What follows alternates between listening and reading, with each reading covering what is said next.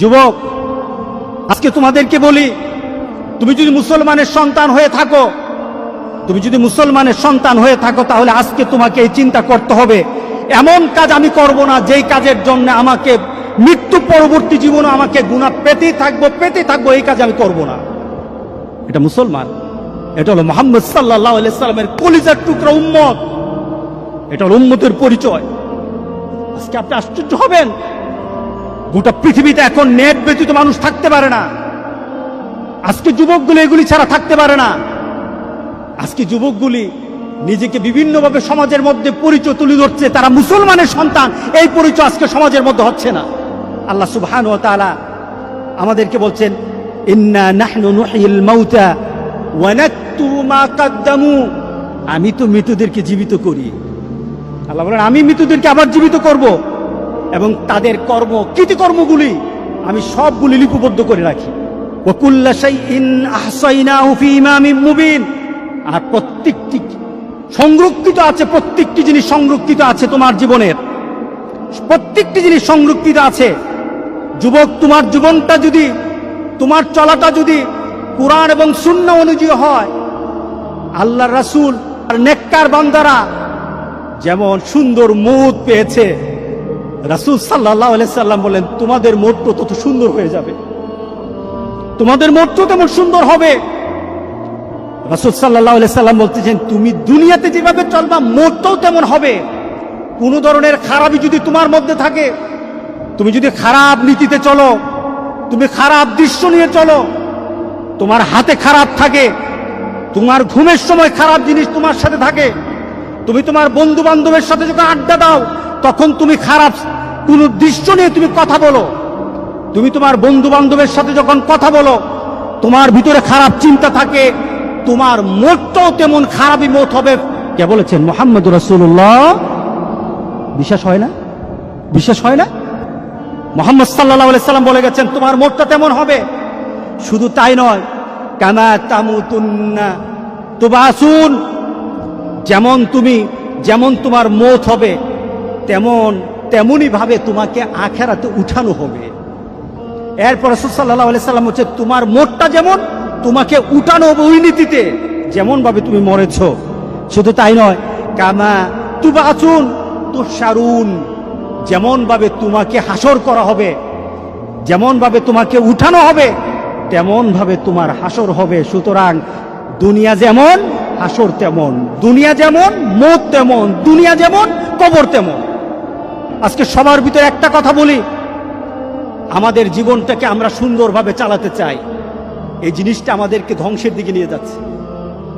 যতটুকু উপকার আসা দরকার তার থেকে ক্ষতিটা বেশি হচ্ছে। আজকে যদি সমাজে সন্ত্রাসী শিখতে চায় তাহলে এখান থেকে সন্ত্রাসী শিখে, ছোট ছোট বাচ্চারা পর্যন্ত সন্ত্রাসী স্টাইল শিখে কিভাবে মারামারি করতে হয়, সব কিছু এখান থেকে শিক্ষা হয়।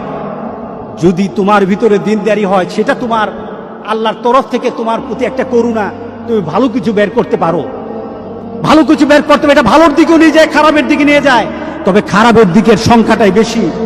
তাহলে আজকে আমরা এই নিয়ত করব যে আমাদের চোখকে হেফাজত করব। কারণটা কি?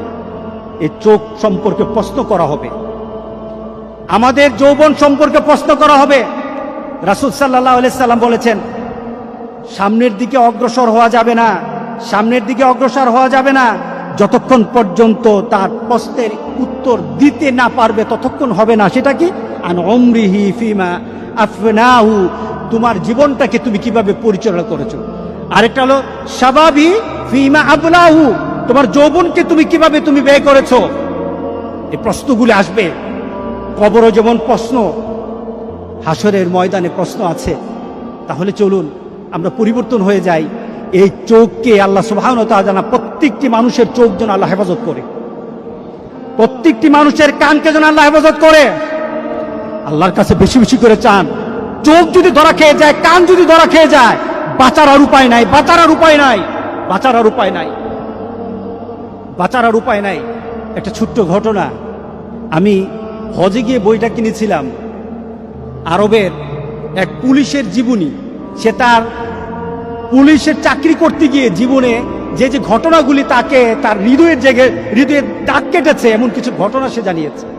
তার ডিউটি ছিল এক পুলিশ, সে একটা অ্যাক্সিডেন্ট হলো, দৌড়ে গেল, পুলিশ তাড়াতাড়ি তার কাছে গেল, দেখলো একটা যুবক গাড়ি অ্যাক্সিডেন্ট করেছে। সে তাড়াতাড়ি সে ছেলেটার কাছে গেল, দেখলো যে তার ছেলেটার অবস্থা খুব খারাপ হয়ে গেছে, কিন্তু তার গাড়ির মধ্যে কোরআন তেলাওয়াত হচ্ছিল। গাড়ির মধ্যে কি চলছিল? কোরআন তেলাওয়াত চলছিল। গাড়িতে কোরআন তেলাওয়াত চলছিল। সে ড্রাইভ করতেছে, সে কোরআন তেলাওয়াত শুনতেছিল। ওই মুহূর্তে সে অ্যাক্সিডেন্ট হয়েছে, তার মুখে যেন বিড় করে কোরআন তেলাওয়াত চলছিল। সে বিড় করে কোরআন তেলাওয়াত পড়ছিল।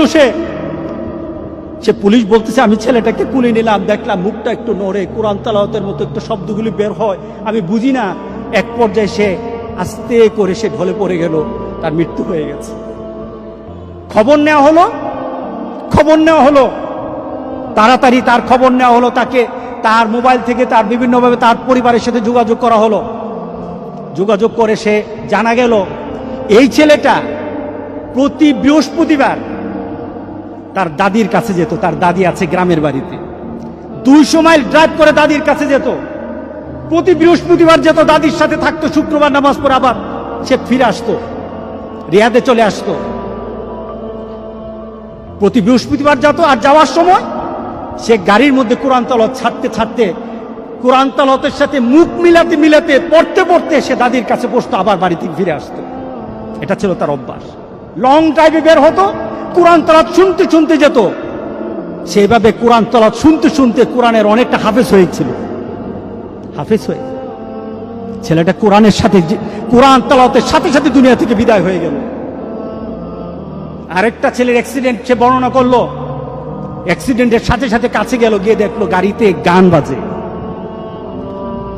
তো সে বললো, পুলিশ বলতেছে, আমি তাড়াতাড়ি তাকে কুলে নিলাম, তাকে চেষ্টা করলাম তার শেষ মুহূর্তে একটু কোরআন তেলাওয়াত শোনানোর জন্য, একটু তালকিন করার জন্য, কলেমা পড়া শিখে তাকে একটু শোনানোর জন্য। যতবার আমি তালকিন করি, যতবার আমি লা ইলাহা ইল্লাল্লাহ, যতবার আমি কালেমা পড়াই, ততবার সে গান গায়। নাউজুবিল্লাহ বলি। কারণ তার মধ্যে কিসের গানের যে স্মৃতি, গানের যে একটা মানসিকতা, গানে এতক্ষণ শুনতে ভিতরে যে গানের একটা ভালোবাসা তো তার রয়ে গেছে, যায় না। যেমন তার দুনিয়ার জিন্দেগি ছিল, তেমন তার মৌত হয়েছে। গান শুনতে সে চলছিল, আর গান শুনতে তার মৌত হলো। এবার বলেন তো দেখি, তাকে কাল হাসুরের দিন কি কোরআন তেলাওয়াত অবস্থা উঠবে নাকি গান অবস্থা উঠবে? বলেন। তুমি জানো না তোমার মৌত কখন, পৃথিবীর কেউ জানে না তার মৌত কখন। সুতরাং তোমার মৌতটা যেন এমন না হয়, মৌতের পরে এমন রেকর্ড তোমার দুনিয়াতে থাকবে যে রেকর্ডের কারণে তুমি কবরে শুয়ে গুনাহ পাবা। এমন রেকর্ড যেন তোমাদের না থাকে। আমাদের এমন সতর্ক হওয়া দরকার আছে কিনা বলেন?